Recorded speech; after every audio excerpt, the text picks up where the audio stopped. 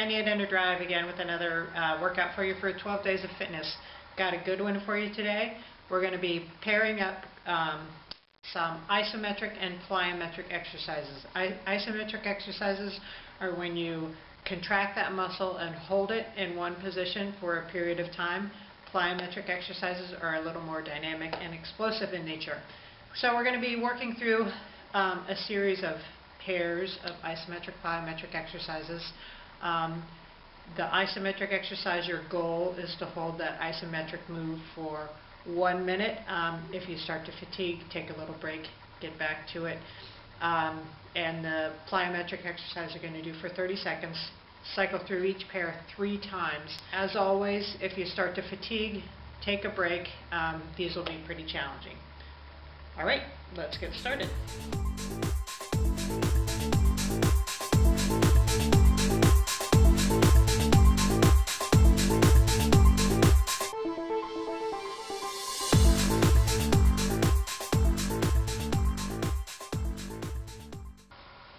Okay, our first pairing, lower body sequence.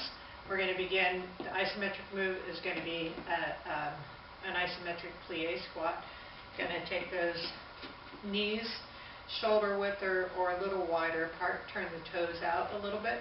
We're going to squat it down, and you're going to hold this squat for a minute or as long as you can. Now during that minute, if you start to, those muscles start to shake, you get tired, stand it up briefly, take a little break, bring it back down.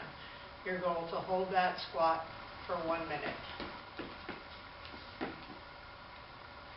And here's that squat from the side. As always, a squat, we're going to break at the hips, drive that rear end back, and sit it down, holding that squat position for 1 minute. We're going to pair that plie squat with some power skips. Power skips, you know what skipping is. Same thing, we're just going to make it a little more dynamic and explosive in nature so it looks just like this. 30 seconds of power skips, and if you have a nice big space you can work in, you can travel with that skip. Really driving off those feet, propelling yourself as high in the air as you can. As always, if you need a lower impact version, you can bring that skip down, work at your own pace. And moving on to a pair of core exercises, of course the most well-known isometric core exercise is probably the plank. So we're just going to hold a 1 minute plank.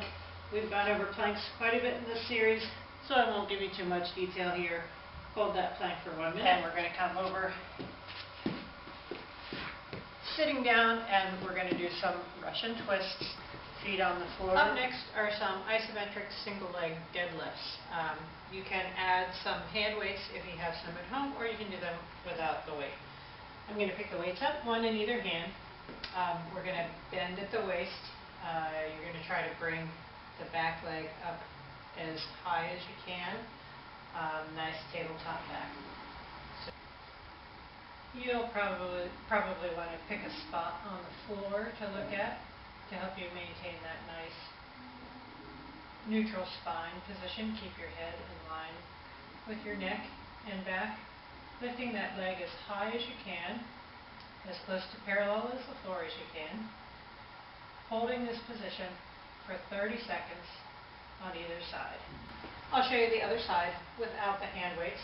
Hands can come out in front to help you maintain that balance. Slight bend in this knee.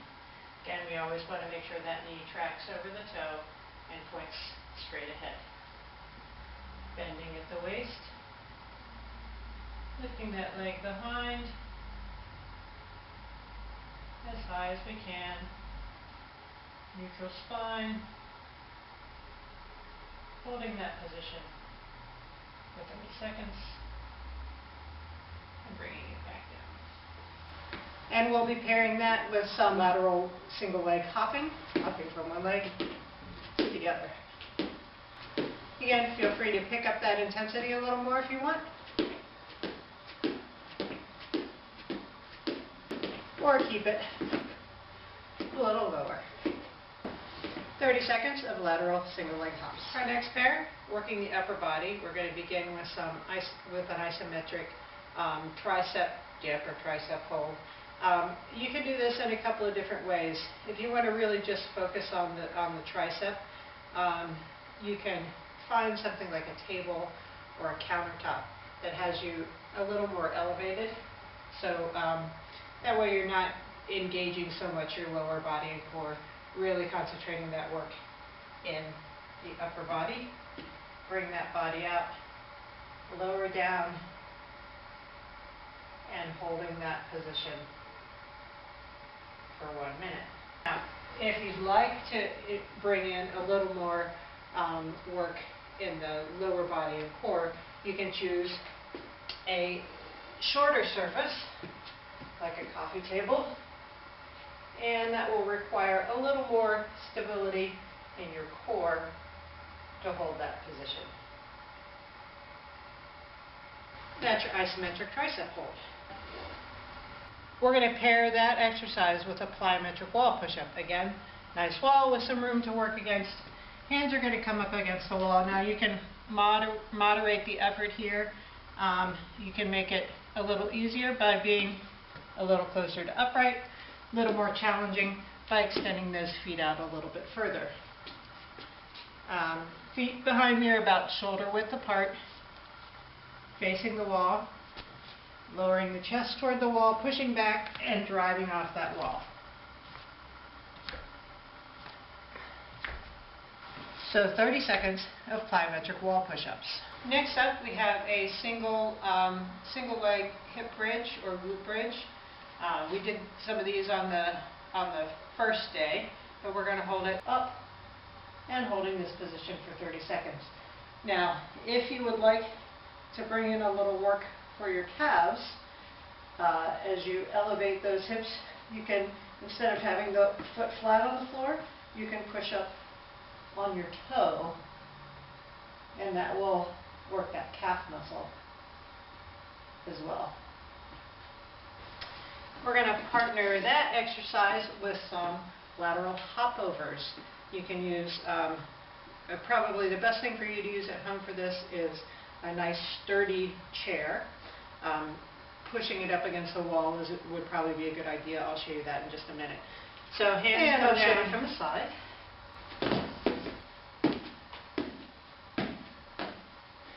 And again, as always, moderate the level of intensity to suit yourself.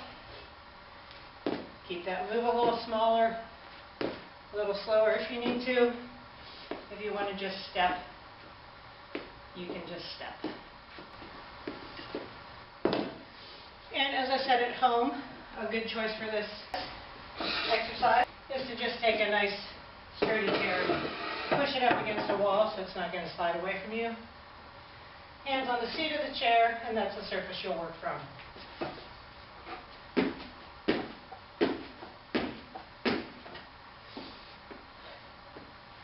Those are your lateral hopovers. And if you have a little time at the end of this routine, you can throw in a little bit of extra core work. 25 crunches, back on your back, just crunching out. Normal crunch, 25 times. After 25 crunches, you can do 10 hip raises per side. Again, we can keep the level of effort a little bit easier since we did a pretty intense workout here. We're going to keep one knee on the floor. If you want, you can do the fully extended version. Hand up in the air and just raising that hip up 10 times. 2, 8, 3, 9, and 10 on the other side. Hand up in the air. 1, 2, 3, 8, 9, and 10. And good work. Those are your isometric plyometric pairs for today, with a little bit of extra core work thrown in for good measure. We'll see you again tomorrow for another workout.